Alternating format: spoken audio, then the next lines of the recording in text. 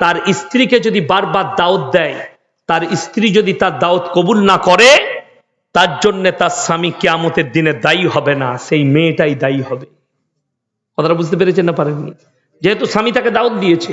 কোন স্বামী যদি তার স্ত্রীকে বারবার তাকিদ করে, বাইরে বের হও না, পর্দা ছাড়া বেরিও না, বাইরে যেও না, বোরকা ছাড়া যেও না, অমুকের বাড়ি ঘুরতে যাচ্ছি, স্বামী যদি নিষেধ করে যেও না, তো সেই স্ত্রী যদি না যায় মুমিনা, আর যদি স্বামীর কথাকে উপেক্ষা করে চলে যায়, সেই মেয়েটাই পাপী হবে, তার জন্য স্বামী দায়ী। কোন স্বামী সে যদি নামাজ না পড়ে আর স্ত্রী যদি বারবার দাওয়াত দেয়, সেই স্ত্রী আল্লাহর কাছে ক্লিয়ার, তার স্বামী পাকড়াও হবে। যেমন আপনাকে বলে দিই, আমাদের দেশে আমাকে আজকে একজন ফোন করেছিল, হুজুর আচ্ছা আমি একটা মেয়েকে পছন্দ করি, আমার মা বাপ তার সঙ্গে বিয়ে দিতে রাজি নেই। কথাটা বুঝতে পেরেছেন না পারেননি? আচ্ছা মা বাপের নারাজ করে বিয়ে করা যাবে? কথা বলে না? ভুল বললেন। ছেলে যদি বালিগা হয়, মেয়ে যদি বালিগা হয়, সে যদি কোনো মেয়েকে পছন্দ করে, মা বাপ যদি তাকে বলে বিয়ে দেবো না, সে মা বাপ ছাড়া বিয়ে করতে পাবে, জায়েজ আছে। তার পাপ এক জায়গায় হবে, কোথায়? মা বাপকে উপেক্ষা করার জন্য তার গুনাহ হবে, কিন্তু বিয়েটা হালাল। কথাটা বুঝতে পেরেছেন না পারেননি? মা বাপের কথা মানলো না, সেই পাপটা তার হবে, সেই গুনাহ হবে, কিন্তু বিয়েটা জায়েজ আছে। কোন মেয়ে বালিগা সে একটা ছেলেকে পছন্দ করে, তার মা বাপ বলছে ওর সঙ্গে বিয়ে দেবো না, আমার ভাই দোষটা তো তোমার। কি বুঝলেন? সেই মেয়েটাকে পাপে ঠেলেছে কে? মা বাপ, এই যে মোবাইল দিয়ে। এখন তো আগে তো আমাদের জলসায় গেলে মৌলবিদিকে বলতো, হুজুর আমার মেয়ের জন্য দোয়া করবেন যেন সুপাত্র পেয়ে যায়, ভালো ছেলে পায়। আল্লাহ বলছে মৌলবি তোদিকে আর দোয়া করতে হবে না, এমন মাল দিয়েছি না, hello come here I love you, বিয়ে হয়ে যাবে। ঠিক বলছি না ভুল বলছি? তুই কোথায়? বলে বাকরপুরে। তুই কোথায়? মোসেমপুরে। বলে সুজাপুরে চলে, সই করে দিলে বিয়ে হয়ে গেল। বাপ মা কিছুই জানে না। 3 মাস পরে বাপ বলছে বেটা তোর লেগে একটা মেয়ে ঠিক করছি। না না আমি বিয়ে করবো না। করবি না কি ভাই? ভালো মেয়ে দেখেছি। বলে না আমি বিয়ে করবো না। তারপরে বাপকে বলছে আমি রেজিস্ট্রি করে লিয়েছি তো। কাকে? অমুককে। যাস কি বলে? তবে এই পাপটা এসে ঢুকলো কার জন্য জানেন? প্রত্যেকটা পরিবারের জন্য।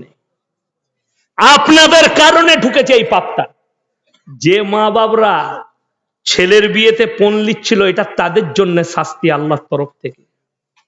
কত পণ লিবিলে বিনা দিন থেকে বউ নিয়ে ঘর ঢুকে পড়বে। এই ঝামেলায় কত ঝামেলা বেড়েছে জানেন? আমি আপনাকে বলে দিই, সমাজটা কোথায় পৌঁছেছে। উলামারা আছে, উলামাদের টাচে না থাকার কারণে, আলেমদের সংস্পর্শে না থাকার কারণে মানুষ কতগুলো বিপদ ঘটায় শুনেলেন। আমি এই 1 মাস আগে আপনাদের বাকরপুর মাদ্রাসায় জলসা করেছি, 2 মাস আগে, তার 1 মাস পরেই বাকরপুরে ওই বড় ময়দানটা একটা জলসা হলো, আমি ছিলাম। জলসায় আমি স্টেজে আছি, বলে বিবাহ হবে, 10টা না 12টা বিয়ে হলো, কি জানি কটা হলো, বিয়ে হচ্ছে। কি বিয়ে শুনেলেন আবার? 80,000 টাকা দেলমোহর, 200 টাকা লগত, 79,800 টাকা ধার। আমার পকেটে 800 টাকা ছিল। আমি বললাম একটা বউ ঘরে আছে, 3টে নিয়ে যাবো, 200 টাকায় বউ পাওয়া গেল। 4টা জায়েজ আছে, 200 টাকায় বউ, তো ধারে বউ পাওয়া যাচ্ছে। আমার মালদাতে ধারে বউ পাওয়া যায়। আপনাদের রাগ হবে না, আমি বলে দিচ্ছি, এই পাপটা করার কারণ হচ্ছে তারা আলেমদের সঙ্গে পরামর্শ করে না। এটা জায়েজ না না জায়েজ? আমার ভাই 200 টাকায় বইয়ের পাশে শুবি, এত বড় আস্পর্ধা। শোন, নবীজি সাল্লাল্লাহু আলাইহি সাল্লাম, নবীজি বসে আছেন হুজরাখানায়, হযরতে উসমান গনি রাদিয়াল্লাহু তাআলা আনহু এলেন, ইয়া রাসূলুল্লাহ আমি আপনার মেয়েকে বিবাহ করতে চাই, নিকাহ করতে চাই। নবীজি উত্তর দিলেন, এমন উত্তর দিলেন পৃথিবীর মানুষ কেউ এই উত্তর দিতে পারবে না। জোরে বলুন সুবহানাল্লাহ। নবীজি বললেন, এ উসমান গনি, তুমি ফাতেমার থেকে ভালো বিবি পাবে। জোরে বলুন সুবহানাল্লাহ। আর ফাতেমা তোমার থেকে ভালো স্বামী পাবে। হযরতে উসমান গনি চলে গেলেন। হযরতে আলীকে নবীজি ডাকলেন, আলী তুমি যাও দেলমোহর নিয়ে এসো। দেলমোহর আছে, পয়সা আছে? ইয়া রাসূলুল্লাহ আমার কাছে কিছুই টাকা নাই। বললে তাইলে তো নিকাহ দেয়া যাবে না। তোমাকে দেল মোহর আনতে হবে, মহারানা। হযরতে আলী বেরিয়ে গেলেন, আর যাওয়ার পরে বাজারে গেলেন নিজের যুদ্ধের জামাটা বেচতে। রাস্তায় বাজারে মার্কেটে হযরতে উসমানে গনি রাদিয়াল্লাহু তাআলা আনহু দেখতে পেলেন যে আলী নিজের জামাটা বেচতে এসছে, নিশ্চয় এর কাছে পয়সা নেই দেলমোহরের জন্য। নবীজি হযরতে উসমানে গনি বলে, ও ভাই আলী, ইধার আও, এদিকে এসো। কি হয়েছে? তুমি জামাটা বেচবে? জি। আমাকে দাও। কত দাম? এত দিরহাম। নিয়ে নিলেন, কিনে নিলেন জামাটা। কেনার পরে কিছু দূর গেছে, ও ভাই আলী, এদিকে এসো। এলেন। কি ব্যাপার? তুমি তোমার জামা বিক্রি করেছো? জি। পয়সা পেয়েছো? জি। তোমাকে আমি এই যুদ্ধের জামাটা উপহার দিচ্ছি, হাদিয়া করছি। জোরে বলুন সুবহানাল্লাহ। হযরত আলী বললেন, হে ভাই, তুমি এরকম করলে? বললে, হে আলী, আল্লাহর কসম করে বলছি আমি একজন ভাগ্যবান। আমার এই টাকাটা আল্লাহ নবী সাল্লাল্লাহু আলাইহি সাল্লামের মেয়ের বিয়েতে দেলমোহর হিসাবে কাজে লাগবে। জোরে বলুন সুবহানাল্লাহ। আমি তো ভাগ্যবান। শুকর আদায় করলে আমার ভাই। আর আমাদের দেশের লোক কেন? এটার জন্য কিন্তু পাপী হচ্ছে ছেলের বাপ। কে? ছেলের বাপ। মেয়ের বাপরা কেন করছে? মালদায় শুনেছি বিয়ে হলেই মোটরসাইকেল লাগে মালদা, মুর্শিদাবাদ, দিনাজপুরে। অ্যাপাচি গাড়িটার নামই তো জামাই গাড়ি রেখেছে। ঠিক বলছি না ভুল বলছি? অ্যাপাচি গাড়ির নাম হচ্ছে জামাই গাড়ি। বিয়ে হলেই অ্যাপাচি লাগবে। যত খালি কিক করবি কর, যতটা সেলফ দাবাবি দাবা, কবরে যা এমন সেলফ টিপবে ফেরেশতারা বুঝতে পারবে। শুনেলেন? যারা বেটার বিয়েতে যৌতুক নেয়, যারা বেটার বিয়েতে পণ নেন, আপনারা পণ বলেন না যৌতুক বলে? দুটোই বলা হয়। তো তাদেরকে বলবো এই পাপের কাজ করবেন না। এর থেকে আমি ভালো কাজ বলে দিচ্ছি, পয়সা যাদের নেই, যারা বেটার বিয়ে দিতে পাচ্ছেন না, পয়সা নেই, বেটার গলায় গামছা দিয়ে এখানে হাট কোথায় আছে? কথা বলে না? মধুঘাট। ওইখানে নিয়ে যাবেন, দিয়ে বলবেন আমার পাঁঠাটাকে বিক্রি করতে এসছি, পাঁঠা বেচতে এসছি, পয়সা নাই। আর যদি বলেন যে না, পাঁঠাটাকে বেচবো না, ঘরে রেখে বিয়ে দেবো, তাহলে সামনে কালিয়াচকের কাছে টোল আছে, টোল ট্যাক্স। ওই টোলে লরিওয়ালারা পেরোয়, দাড়িগুলো চেঁচে একটা শাড়ি পরে যাবেন, দিয়ে হাততালি মারবেন, হিজড়ে সেজে, অনেকজন টাকা দিবে, ওর থেকে অনেক ভালো লাভ। রাগ হবে, গায়ে লাগবে, আপনার কথাটা বিষের মতো লাগবে, ছুঁচের মতো ভুগবে, কিন্তু আমি সত্য কথা বলে যাচ্ছি। কিন্তু ওই হারাম খাবেন না। যারা পণের পণ নেয়, সেই বিয়েতে আপনারা অ্যাটেন্ড করবেন না। ইবাদত নষ্ট হয়ে যেতে পারে, ইবাদত নষ্ট হয়ে যেতে পারে। হারাম খাওয়াচ্ছে আপনাকে, তোর ওয়াকাত নেই। কে বললো তোকে 10,000 লোককে খানা খাওয়াতে হবে? কে বললো তোমাকে 500 লোককে খানা খাওয়াতে হবে? আপনি 50টা লোককে অলিমা খাওয়ান, কোনো দোষের নাই। আমাদের দেশে জানেন এখন নতুন সিস্টেম উঠেছে, বিয়েতে পণ নিবে না। আমাকে একজন দাওয়াত দিচ্ছে, হুজুর আমার মেয়ের বিয়েতে যেতে হবে। আলহামদুলিল্লাহ যাব। কি বললেন? আর একজন এসে বলছে, ছেলে পক্ষ বলছে, হুজুর আমার বেটার বিয়েতে বরযাত্রী দাও। ওই পক্ষে দাওয়াত আছে। বলে না, আমাদের পক্ষে যেতে হবে। মানে যাবো, দুপক্ষই একসাথে খাবো। আমি বললাম, বাবা পণ লিচ্ছ? বলে না হুজুর, 1 টাকা পণ লিই না। বলতে পারবে না। আলহামদুলিল্লাহ। আমরা বরযাত্রী কটা যাবে? বা বলে হুজুর 350। আমরা হবে, তুই বলছিস এমনি বীজ মারবো না, এরকম করে ঘুরিয়ে বীজ মারবো? মানে নাকটা এরকম করে ধরবে না, এরকম করে ঘুরিয়ে নাকটা ধরবে, মানে বীজ তোর মার বুই। আমরা 350 বরযাত্রী নিয়ে গেলে তো আর 3.5 লাখ টাকা খরচ হবে। তাহলে তুই তো এমনি বীজ মারলি, আর এ তো পনের বাবা। সে বলে হুজুর কি করব? আমার মতো মৌলবীকে যদি বিয়েতে পেতে চাও, 7 জন যাবে নিকাহ পড়াতে, মেয়ে চলে আসবে, তোমার বাড়িতে অলিমা হবে, তোমার ওয়াকাত থাকলে তুমি যতজনকে পারবে খাওয়া, 1 টাকা খরচ নয়। মেয়ের বাপ 18 বৎসর পর্যন্ত বুকে পেলে তোমার হাতে তুলে দিচ্ছে, এত সহজ? বড় কষ্ট লাগে। যদি মনে করেন, অনেকজন ফেসবুকে লিখছে, মৌলবী তুমি কি করেছো? আমি কি করেছি? আমি এই জন্য হক কথা বলতে পারছি, আমি হকের উপরে টিকে আছি বলে। এই জলসা আমার শ্বশুর বাড়ির লোকও শুনবে, আমার শ্বশুর গ্রামের লোকরাও আমার ভক্ত আছে, শুনে। কি বুঝলেন? সেখানে আমি প্রায় যাই। আমি গেলে আমার বাপন ভাই বলে একজন আছে মসজিদ কমিটিতে, তাদের মসজিদ আমার শ্বশুর গ্রামে তৈরি হচ্ছে, আমি আছি সাথে থাকি, তো গেলে আমাকে স্পেশাল চা খাওয়ায়। তাদের কাছে আমার শ্বশুর গ্রামে চলে যাবেন, আমার বর্তমানে আমার বাড়ির পাশে আমার শ্বশুর গ্রাম, যদি বলে দেয় যে আমার শ্বশুর ঘরের একটা ছুঁচ আমার বাড়িতে এসছে, তার জুতোর মালা পরবো আমার শ্বশুরে, জান কি উত্তর পাবেন সেটা বুঝতে পারবেন। এটা শওকতের বেটা, আর কারো বেটা নয়। আমাকে বিয়ের পরে বলেছিল জামাইয়ের কত ছিট লাগবে জিজ্ঞেস করবে, আমি বলে এলাম তোর বাপকে বল গাঁয়ের লোকের কত ছিট লাগবে আমি বর্ধমান থেকে ধরিয়ে দেবো, টেনে নিতে বলবি। এটা আমার উত্তর ছিল। আল্লাহ আমাকে দিয়েছে পড়বো, যেদিনে থাকবে না ছিঁড়াটা পড়বো। ঈদের নামাজ পড়তে গেছে নমজায়, আন্ডার প্যান্টটাও শ্বশুর শ্বশুর গুঁদাচ্ছে, ওটাও শ্বশুর দিয়েছে। এখন আবার অনেকজন আছে 3 দিন আগে থেকে, সেই 26শে রমজান থেকে পা ঠুকে, ওই এখনো পর্যন্ত ঈদ এলো না, জমা এলো না। না মরদ, শ্বশুরের পয়সা, শ্বশুরের জামাই ঈদ করবি টাকায়? লজ্জা নেই, শরম নেই? বড় কষ্ট লাগে, দুঃখ লাগে না? আপনার ওয়াকাত নেই। শুনেলেন, আল্লাহ যেটুকু দিয়েছে হালাল রুজি খান। আমি বাপ দিকে বলে যাচ্ছি, যারা বাপ আছেন, যার ছেলে বলবে আমি আমার বিয়েতে যৌতুক নেব, তুমি বাপ বলো তুমি নাও, এই পাপের জন্য আমি দায়ী হব না। তুমি আল্লাহর কাছে ক্লিয়ার হয়ে যাবে, জোরে বলুন সুবহানাল্লাহ। তুমি আল্লাহর কাছে ক্লিয়ার হবে, তুমি বলো আমি আমার বাপ আমি নেব না, আমি কখনো পাপ করতে পারবো না। কেন করবেন না?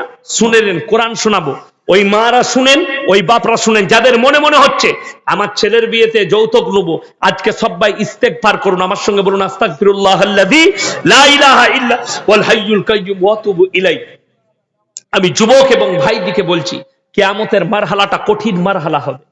সেই মারহালাটা বলে দিই, আজকে আমরা ইনকাম করি, পয়সা রোজগার করি, কার জন্য? পরিবারের জন্য করি না করি না? সন্তানের জন্য, ছেলের জন্য, মেয়ের জন্য, আমার পরিবারের জন্য। এই যে বাড়ি ঘর ব্যবসা বাণিজ্য, কার জন্য? পরিবারের জন্য। আর সেই পরিবারের জন্য আপনি হারাম ইনকাম করবেন। শুনেন, যে সন্তানের জন্য হারাম খাচ্ছেন, যে সন্তানের জন্য হারাম সঞ্চয় করছেন, সেই সন্তানকে আপনার তো কাজে আসতে হবে, হবে না? হবে না? আপনার সন্তান খালি কাজে আসবে কতক্ষণ পর্যন্ত জানেন? আপনার কবরস্থান পর্যন্ত। কত দূর বললাম? কবরস্থান পর্যন্ত। আপনি মরে যাবেন, মরে যাওয়ার পরে আর বলবে না বাপ, বলবে লাশটা সরা। ঠিক বলছি না ভুল বলছি? বলবে লাশটা সরা, লাশটা তুলে নিয়ে যা। আর তোমাকে মাটি দেওয়ার পরে এসে যদি 4 ভাই থাকে, তো বলবে যে আতরটাও ভাগ কর, আতরটাও ভাগ কর। যে যুগটাই চলছে, আমি বলবো না, আমাদের দেশে বর্ধমানে 1 বোতল গোলাপ পানি বেঁচে গিয়েছিল, ছিটানোর পরে কাফনে আতর দেওয়ার পরে ওটাকেও বাটি এনে 3 ভাই ভাগ করেছে, বলে গোলাপ পানিটাও ভাগ কর। এটা বাস্তব ঘটনা বলছি আপনাকে। এত বিদ্বেষ। তাহলে তোমার সন্তান তুমি মরে যাওয়ার পরে পাই টু পাই নিজের নিজের সম্পত্তি বুঝে নিল, তোমার কোনো কাজে এলো না, তোমার সন্তান তোমার কাজে এলো না। আমার ভাই, খুব ভালো করে একটা কথা বুঝবেন। আমেরিকা থেকে একটা ফোন আসছে, সরি একটু কথা বলে নি। আসসালামু আলাইকুম।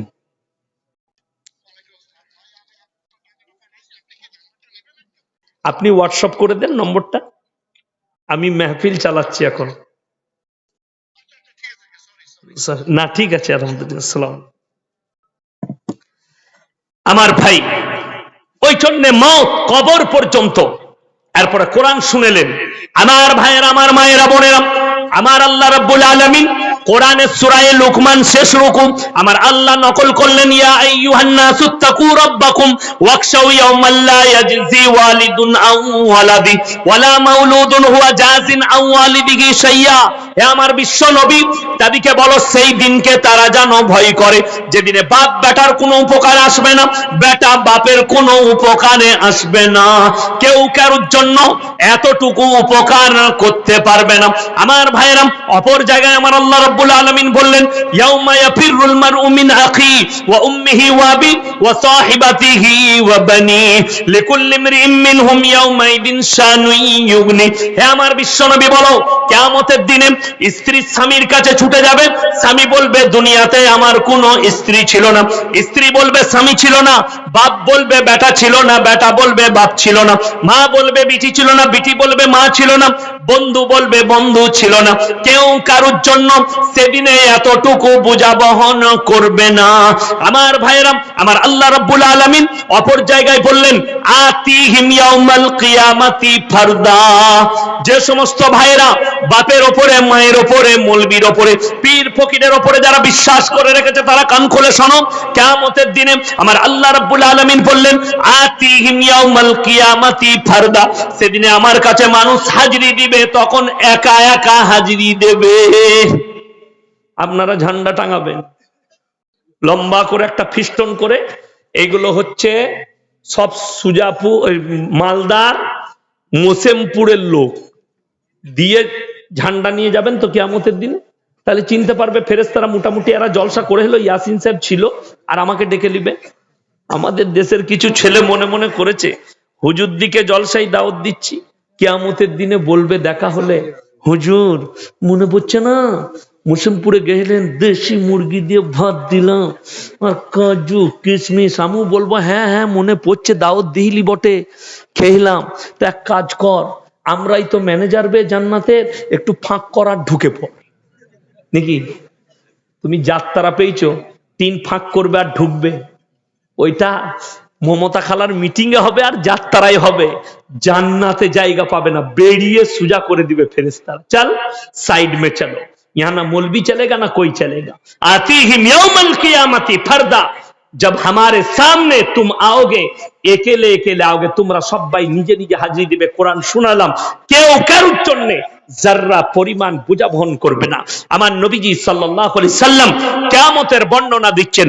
মা আয়েশা সিদ্দিকা রাদিয়াল্লাহু তাআলা আনহা হাউ হাউ করে পর্দার মধ্যে কাঁদছেন, সাহাবীরা বসে আছেন, সাহাবীদের চোখে পানি, মেয়ে ছেলে সাহাবী যতগুলো ছিলেন সকলের চোখে পানি। শুনেলেন আল্লাহর হাবিব সাল্লাল্লাহু আলাইহি সাল্লামকে বলছেন ইয়া রাসূলুল্লাহ, হযরতে মা আয়েশা সিদ্দিকা রাদিয়াল্লাহু তাআলা আনহু বলছেন ইয়া রাসূলুল্লাহ, বড় কষ্টের বিষয় আপনি বললেন কিয়ামতের দিনে নারী পুরুষ উভয়ে উলঙ্গ অবস্থায় থাকবে, শরীরে কাপড় থাকবে না। সেই অবস্থায় নারীদের ইজ্জতের কি হবে? কে বলছেন? মা আয়েশা সিদ্দিকা রাদিয়াল্লাহু তাআলা আনহা বলছেন ইয়া রাসূলুল্লাহ, আমাদের কি হবে ইজ্জতের? আমার নবী বিশ্ব নবী বললেন এ আয়েশা, বড় কষ্টের বিষয়, আমার বলতে কষ্ট হচ্ছে। কিয়ামতের দিনটা এত খতরনাক দিন হবে, কেউ কারোর দিকে একটা সেকেন্ড, একটা মুহূর্ত তাকাবার সময় পাবে না, একটা সেকেন্ড মুহূর্ত তাকাবার সময় পাবে না। আল্লাহ হিসাব নেবেন কিয়ামতের দিনে, বড় ডেঞ্জার হিসেব। অনেকের মনে মনে হবে যারা পাপ করে আল্লাহ হিসেব কি করে নিবে এতগুলো মানুষের। হযরত আদম আলাইহিস সালাতু ওয়াস সালাম থেকে শুরু করে কিয়ামতের সকাল পর্যন্ত এত হাজার হাজার কোটি মানুষ, আল্লাহ তাদের হিসেব কি করে নিবেন? আমার আল্লাহ রাব্বুল আলামিন কোরআনে বললেন ইকরা কিতাবাক কাফা বিনাফসিকা লিয়াউমা আলাইকা হাসিবা। হে আমার ভাইরা, আমার মায়েরা, বোনেরা, আমার আল্লাহ রাব্বুল আলামিন প্রত্যেকটা নারী পুরুষের হাতে তাদের আমলনামা ধরিয়ে দেবেন। আর আমার আল্লাহ বলবেন ইকরা কিতাবাক কাফা বিনাফসিকা লিয়াউমা আলাইকা হাসিবা, তোমরা পড়ো, নিজের নিজের হিসাব তোমরা নিজের মুখেতে দিয়ে দাও। তোমরা সবাই নিজের নিজের মুখে তোমার নিজের হিসেবগুলো বলো, কোথায় পাপ করেছো, পাই টু পাই, সেকেন্ড টু সেকেন্ড লেখা থাকবে সেখানে। আমাদের দেশের লোক মনে করে আমরা পাপ করি, কেউ দেখতে পাই না। আল্লাহ কিয়ামতের দিনে একদল নামাজিকে দাঁড় করাবেন। কদল বললাম? একদল নামাজি। আর আমার আল্লাহ জিজ্ঞেস করবেন তোমরা কেমন নামাজি মুসল্লি ছিলে?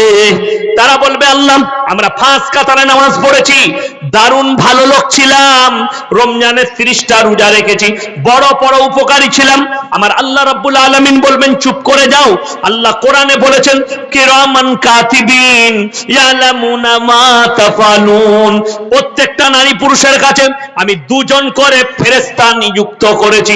কিরামান কাতিবিন, কাতিব মানে হচ্ছে যারা টাইপ করে করে লেখে, তাদেরকে কাতিব বলা হয়। এটা ফেরেশতাদের নাম নয়, প্রত্যেকটা নারী পুরুষের কাছে দুটো করে ফেরেশতা আছে, তারা হচ্ছে কাতিব, যারা টাইপ করে করে ভালো মন্দ পাপগুলো রেখে রাখবেন। আমার আল্লাহ রাব্বুল আলামিন কিয়ামতের দিনে এই সমস্ত ফেরেশতাদিকে ডাক দেবে, হে আমার ফেরেশতা মণ্ডলী, আমার এই বান্দাদের সমস্ত ডায়েরিটা নিয়ে এসো, আমলনামা নিয়ে এসো। খোলা হবে। প্রথমেই ডান দিকের ফেরেশতা বলবেন, আল্লাহ মসজিদে 5 কাতারে নামাজ পড়েছে। বাঁ দিকের ফেরেশতা বলবে, চুপ করে যাও, মসজিদে সুজাপুরে 5 কাতারে নামাজ পড়লে হবে কি? লুকিয়ে লুকিয়ে বাজারে গিয়ে লটারির টিকিট কেটেছে। লটারিওয়ালা মাল আছে না নাই নামাজি? দাদা আছে।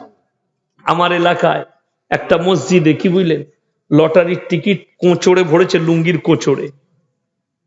এখানে গুঁজে নিয়ে হযরত এখন নামাজের নিয়ত বেঁধেছে। কি বুঝলেন, একটু সিজদায় উঠা বসাতে একটু টানা ছিড়া হয়েছে, মালটা খুলে পড়ে গেছে, লটারির টিকিটটা। তার পেছনের কাতারে যে দাঁড়িয়ে ছিল সে মালু লটারিওয়ালা, সে কত পরেজগার বুঝেলেন। সে যখন সিজদায় গিয়েছে দেখছে লটারি মালটা সিজদাতেই কুড়িয়ে পকড়ে ভুল নিয়েছে। বুঝতে পারছেন কত পরেজগার?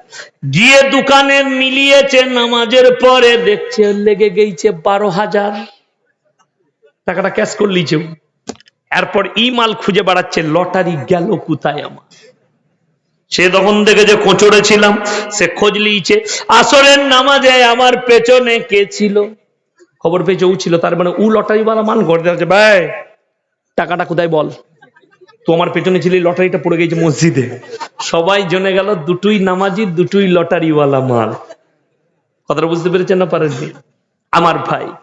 এরপরে আবার ডান দিকের ফেরেশতা বলবে, আল্লাহ রমজান মাসে 30টা রোজা রেখেছে, বড় দান ধ্যান করেছে।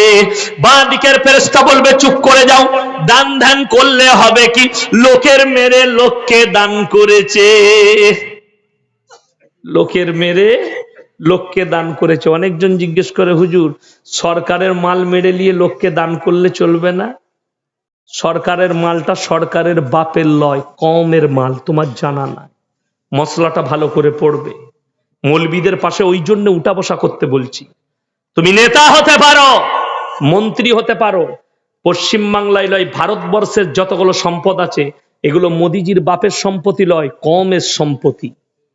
সমস্ত হিন্দু মুসলিম জৈন বৌদ্ধ খ্রিস্টান ভারতের যত নাগরিক আছে সকলের সমান অধিকার আছে।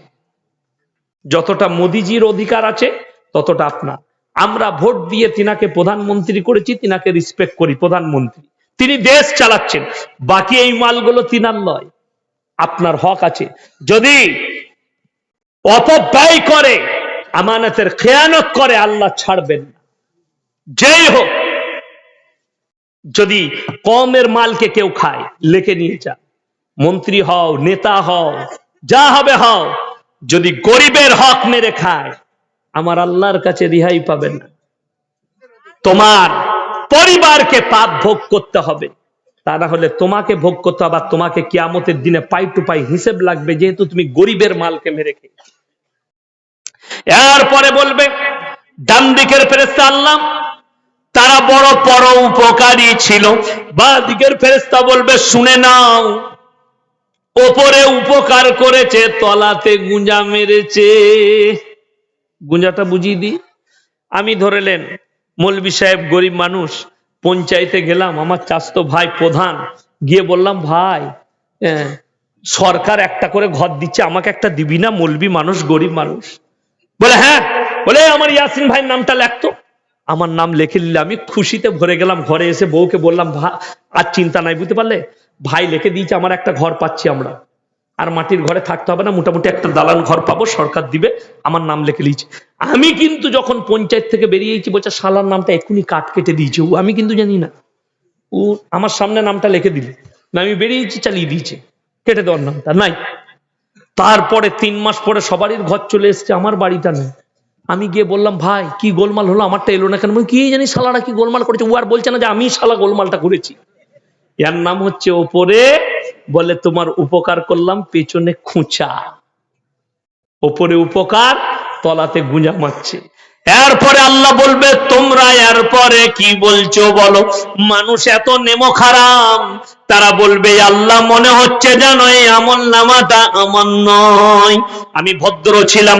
আল্লাহ বলবেন হে আবার ফেরেশতা মণ্ডলী শুনে নাও, এদের আমল নামাগুলো সরিয়ে দাও। এরপর আল্লাহ বলবেন হে আমার বান্দারা শোনো, এরপরে যদি তোমার নিকটবর্তী আত্মীয়রা সাক্ষী দেয় তখন তোমরা কি বলবে। আমার ভাইরা, আমার মায়েরা, বোনেরা, তখন তারা তাকিয়ে তাকিয়ে দেখবে আমার জন্য আমার বিবি সাক্ষী দেবে না, আমার মা বাবা, আমার পরিবার না, আমার সন্তানকে সাক্ষী দেবে। আমার আল্লাহ রাব্বুল আলামিন সঙ্গে সঙ্গে বললে ওরে নেমো খারাম, তোমাদের যারা সবথেকে নিকটতম আত্মীয়, শোনো তোমরা কেন আমার কোরআনকে জিজ্ঞেস করনি।